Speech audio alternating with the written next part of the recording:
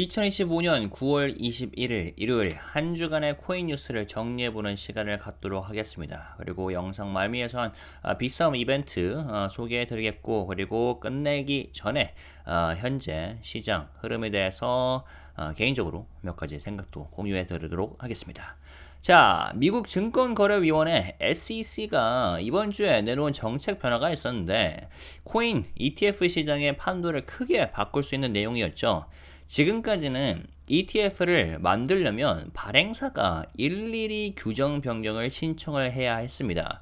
승인까지 걸리는 시간이 길고 불확실했죠. 그런데 이제는 나스닥이나 뉴욕 증권 거래소 그리고 아르카 같은 주요 거래소의 일반 상장 요건만 충족을 하면 별도의 규정 변경 신청 없이도 바로 상장이 가능해졌습니다. 물론 이 결정에 모두가 동의하는 건 아니었습니다. SEC 위원인 캐롤라인 크랜쇼는 검증되지 않은 상품을 너무 빠르게 시장에 내보내는 것 아니냐는 우려를 남겼고요. 그럼에도 불구하고 시장 입장에서는 ETF 진입 장벽이 낮아졌다는 점에서 분명 큰 의미가 있습니다. 자, 이 변화의 첫 주자는 렉스 오스프리라는 회사였죠. 제가 채널에서도 다뤘었는데 이들이 미국 최초의 리플 ETF와 도지코인 ETF를 선보였습니다. 리플 ETF는 첫날에만 약 3,800만 달러가 넘는 자금이 몰렸고요. 올해 들어 가장 성공적인 ETF 데뷔가 됐고, 도지코인 ETF 역시 만만치 않았습니다. 첫날에만 1,700만 달러가 들어오면서 투자자들의 관심이 확인이 되었고요. 근데 여기서 끝이 아닙니다. 렉스 오스프리는 레버리지 ETF까지 준비 중인데요. 레버리지 ETF는 쉽게 말해서 하루 단위로 가격 변동폭을 2배, 3배로 키우는 구조입니다. 그러니까 위험은 크지만 단기 수익을 노리는 투자자들에겐 매력적으로 보일 수가 있죠. 한국인들이 사랑하는 게 레버리지이기도 하고요. 그래서 이 소식에 도지코인은 한때 0.28달러까지 뛰었는데 이내 다시 0.26달러 수준으로 내려오면서 변동성을 다시 보여주고 있는 상황입니다. 자, 반면 비트코인을 트레저리 전략, 그리고 재무 전략으로 삼은 한 기업이 쓰라린 실패를 겪었습니다. 그러니까 킨들리 앤디라는 회사인데요.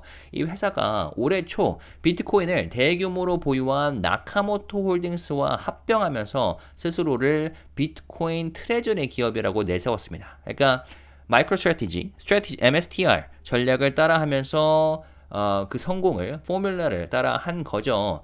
당시에는 2억 달러 규모의 투자 유치를 통해서 큰 그림을 그리는 분들 보였습니다. 근데 문제는 자금 조달 방식이었는데 당시 투자자들에게 할인된 가격으로 발행한 주식이 SEC 등록이 완료되기 전까지 시장에서 팔 수가 없었는데 이번에 그 제한이 풀리자마자 대량 매도가 쏟아진 겁니다. 결과는 주가 폭락이었고요.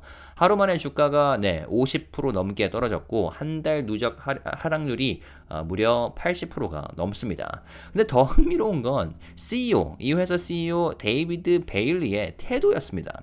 그러니까 투자자들에게 단기 차익을 노리는 분들은 이제 떠나시라라는 메시지를 전했는데요. 당장의 주가는 무너졌는데 장기적으로 회사를 믿고 함께 갈 주주만 남기겠다는 뜻을 밝힌 겁니다. 진짜 흥미로웠어요. 다만 이 사례가 비트코인을 재무로 보유하는 전략이 그냥 화려하게 보일 수는 있지만 실제로는 자금 구조와 시장 심리에 크게 좌우된다는 점을 보여주는 것 같습니다. 자, 이번 주 가장 큰 뉴스 중 하나는 솔라나였습니다. 포워드 인더스트리라는 회사가, 이것도 제 채널에서 다뤘었죠. 이 회사가 솔라나를 10억 달러 규모로 보유하면서 첫 번째 솔라나 재무 기업이 된 겁니다. 그러니까 비트코인의 마이크로 스트래티지가 있고, 그리고 이더리움의 비트마인 이머전이 있다면 솔라나에는 포워드 인더스트리가 있다가 된 거죠. 근데 이게 끝이 아니었습니다. 같은 날 헬리우스라는 회사가 5억 달러 규모의 솔라나 재무 구축 계획을 발표를 했고, 며칠 뒤에는 아까 말씀드린 포워드 인더스트리가 무려 40억 달러를 더 모아서 솔라나를 추가 매수하겠다고 밝혔습니다. 여기에 또 다른 소식도 있었죠. 크라켄의 법률 책임자 출신 마르코 산토리가 새롭게 솔라나 재무회사 솔메이트의 CEO로 취임하면서 3억 달러 자금을 유치했고 회사 주가는 무려 500% 폭등을 했고요. 그래서 이 일련의 흐름을 봤을 때 솔라나가 이제 그쵸 그냥 단순한 알트코인이 아니라 기업들이 실제 재무 전략에 포함시킬 수 있는 어느 정도 신뢰 있는 자산으로 성장하고 있음을 보여주고요. 다만 시장 전반의 분위기는 여전히 약세여가지고 이런 호재에도 불구하고 솔라나 가격은 주간 기준 4% 정도 하락을 해서 238달러, 239달러 수준에서 거래가 됐고요. 다른 소식들도 있었습니다. 신생 거래소 bulish가 뉴욕 금융당국으로부터 비트 라이선스를 받으면서 미국 내 입지를 넓혔고요. 비트 라이선스는 이제 뉴욕주에서 암호화폐 사업을 운영하려면 반드시 필요한 허가증이고요. 그리고 마이클 세일러가 이끄는 스트래티지, 아까 말씀드렸죠. 이번 주에 6천만 달러 규모의 비트코인을 추가 매수했습니다. 다만 최근 한 달 동안 가장 작은 규모의 매수였다는 점에서 시장 상황에 따라 매수 속도를 조절하고 있음을 보여주는 것 같고요. 그리고 그레이스케일은 디지털 라지캡 펀드를 상장을 했는데 이 펀드가 비트코인, 이더리움, 리플, 카르다노, 솔라나 같은 주요 암호화폐를 한 번에 담을 수 있는 상품인데 개별 코인을 고르기 어려운 투자자들에게 분산 투자 기회를 제공할 수가 있겠습니다. 그래서 이번 주 흐름 정리하자면 한쪽에서는 이제 리플 그리고 도지코인 ETF가 기록적인 성공을 거두면서 대중적인 수요를 입증을 했고 또 다른 한쪽에서는 비트코인 그 트레저리 전략을 무리하게 실행한 기업이 좀 주가 폭락을 겪었었죠. 그리고 솔라나 사례 같은 경우는 어느 정도 중요한 시그널을 시장에 보내는 것 같습니다. 그러니까 비트코인이 지금까지 기업 재무 전략의 상징이었다면 이제는 이더리움도 이더리움이지만 솔라나 같은 알트코인도 물론 그 혹자는 우량 알트코인을 말하겠죠. 솔라나도 충분히 검토 대상이 될 수 있다는 것이죠. 한 가지 분명한 것은 그래도 아무리 좋은 뉴스가 나오더라도 시장 전체 분위기에 따라 가격이 흔들릴 수가 있다는 사실이 되겠습니다. 여기에는 규제가 되겠고 투자자 심리는 말할 것도 없고요. 그리고 글로벌 매크로 경제 상황이 모두 맞물리니까요.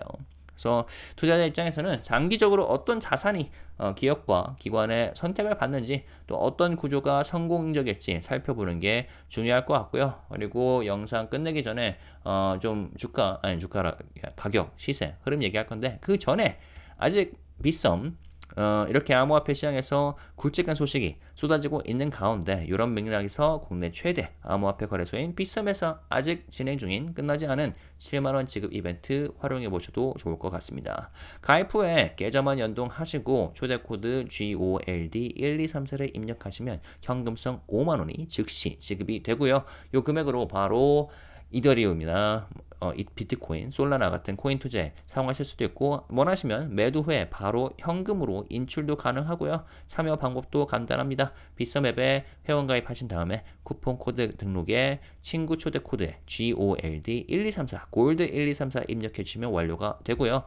그런데 초대 코드 꼭 등록해야 5만원 받을 수 있다는 점 잊지 마시길 바라겠고요. 여기에 원화 입금과 거래 체결 한 건만 완료하시면 최대 7만원까지 지급을 받으실 수가 있고 저 역시 이벤트 참여를 계기로 빗썸에서 이더리움을 꾸준히 모으고 있는데요. 앞으로 콘텐츠 작성하면서 이런 투자 과정 종종 업데이트 해드리도록 하겠습니다. 그래서 빗썸 가입 이벤트 활용해 보시고 성공적인 투자 이어가시길 바라겠고요.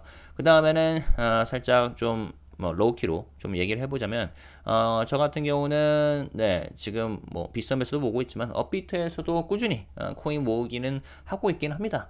제가 다른 영상에서 말했나요? 저는 이제 비트코인, 이더리움, 그리고 솔라나, XRP 요 4개를 꾸준히 모으고 있는데 내년까지 제가 좀 보고 있습니다. 물론 장기적으로도 보시는 분들이 있겠지만 일단은 이 지금 가상자산 세금 관련된 규정이 유예가 됐었죠. 그래서 2026년 말까지는 이제 그 세금이 유예되기 때문에 일단 그 정도까지 타임라인을 두고 모아가고 있습니다. 물론 이게 또 유예가 될 수 있고 뭐 여러 시장 환경이 변할 수도 있겠지만 그래서 모아가고 있는데 이번 주 같은 경우는 그렇게 코인이 재미가 있진 않았다. BNB 같은 경우도 좀 다뤄봐야 되는데 여기는 좀 어제 그러니까 일주일 만에 13% 오르긴 했습니다. 다른 곳 같은 경우에는 비트코인은 거의 변동성이 없죠. 0.1% 상승했고 이더리움은 오히려 2% 하락을 했고요. XRP도 1.4% 하락, 그리고 솔라나 2.6% 하락. 솔라나 같은 경우는 지난주 흐름이 굉장히 좋았었죠. 도지코인도 마찬가지였고 도지코인도 하락을 했네요.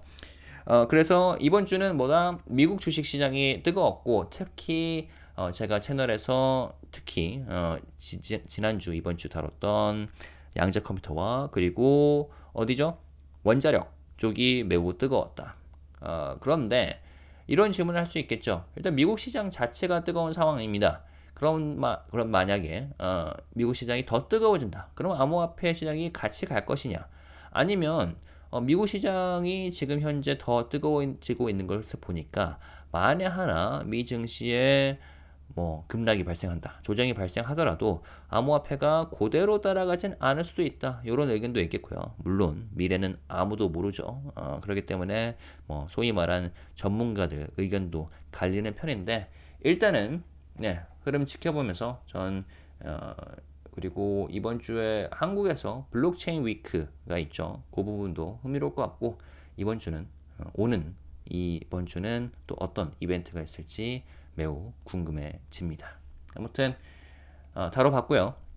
아직 구독 안 하셨다면 구독과 좋아요, 알림 설정까지 하신 다음에 코인 뉴스 받아보시면 되겠고 또 저 같은 경우는 오래전부터 장기로 그리고 리서처로서 미국 주식에 투자를 했지만 암호화폐 시장은 굉장히 좀 흐름이 남다르고 매우 빠르게 변하고 있고 그리고 미국을 필두로 정부 기관들도 굉장히 관심을 보이고 있고 액션도 취하고 있죠. 물론 미국 같은 경우는 변화가 너무나 급진적으로 빠르게 변하는 거 아니냐 그런 생각도 들긴 하는데 뭐 그것도 세상 살아가는 재미가 아니겠습니다. 그래서 역사의 한복판에서 저희가 리서처로서 그리고 투자자로서 컨텐츠 크리에이터로서 하나하나 살펴보는 재미가 있는 거니까 댓글로 의견 남겨주시고 그리고 소식 계속해서 팔로우 해보도록 하겠습니다. 이상으로 미국 주식 연구센터였습니다. 감사합니다.